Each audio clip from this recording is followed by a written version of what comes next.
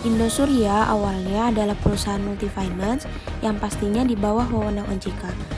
Kemudian berubah bentuk menjadi koperasi yang pengawasannya bukan lagi di bawah OJK, melainkan di bawah Kementerian Koperasi dan UKM yang bisa dibilang tidak se-expert OJK dalam hal pengawasan. Koperasi ini terdaftar di laman Kementerian Koperasi dan Usaha Kecil dan Menengah dengan nama KSP Indosuria Cipta. Berdiri sejak 5 November 2012 di Gambir, Jakarta Pusat.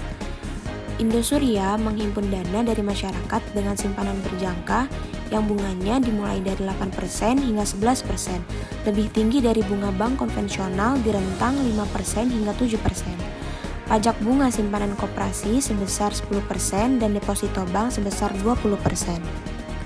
KSP Indosuria ini berjalan baik dari awal berdiri tahun 2012 sampai tahun 2018. Pada tahun 2019, KSP Indosuria menerima surat peringatan atas salah satu kejanggalannya. Tidak ada laporan rapat anggota tahunan. Dan pada tahun 2020, PT Indosuria menjadi perhatian publik, yaitu karena kasus penggelapan koperasi simpan pinjam yang mencapai 106 triliun. Nilai ini menjadikan Indosuria sebagai kasus dengan nilai penggelapan terbesar di Indonesia. Penyidik Barreskrim Polri telah melimpahkan 3 berkas tersangka kasus dugaan gagal bayar koperasi simpan pinjam KSP Indosuria ke Kejaksaan Agung. 3 tersangka atas nama Henry Surya, Jun Indria, dan Suito Ayub. Pada September 2022, JPU menuntut Henry Surya sebagai pemilik atau owner KSP Indosuria dengan hukuman 20 tahun penjara dan denda senilai 200 miliar.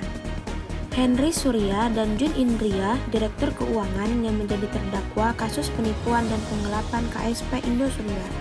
Bermula pada tahun 2018, KSP Indosuria menerima surat peringatan administratif dari Kemenkop UKM. Salah satu kejanggalannya adalah tidak ada laporan rapat anggota tahunan di tahun 2019. Kemudian pada tahun 2020, beberapa nasabah mulai komplain bahwa uang di deposito atau simpanan tidak bisa dicairkan. Pada bulan Maret 2020, KSP Indosuria membuat peraturan baru, yaitu nasabah bisa menarik tabungan mereka dengan batas pengambilan 1 juta per nasabah. Dan uang itu baru bisa diambil 6 bulan sampai 4 tahun tergantung nominal aset under management. DPR RI bahkan sempat memanggil pihak Kementerian Koperasi terkait isu ini pada Juni 2021. Bagaimana hal ini bisa terjadi? Rupanya KSP Indosuria telah gagal bayar hingga masuk dalam proses penundaan kewajiban pembayaran utang atau PKPU. Penipuan KSP Indosuria disebut menjadi yang terbesar di Indonesia dengan nilai kerugian mencapai 106 triliun. Menurut Kejaksaan Agung, jumlah kerugian itu didapat berdasarkan hasil laporan analisis atau HLA yang dilakukan Pusat Pelaporan dan Analisis Transaksi Keuangan atau PPATK dari uang yang dikumpulkan KSP Indosuria yang mempunyai kurang lebih 23.000 nasabah.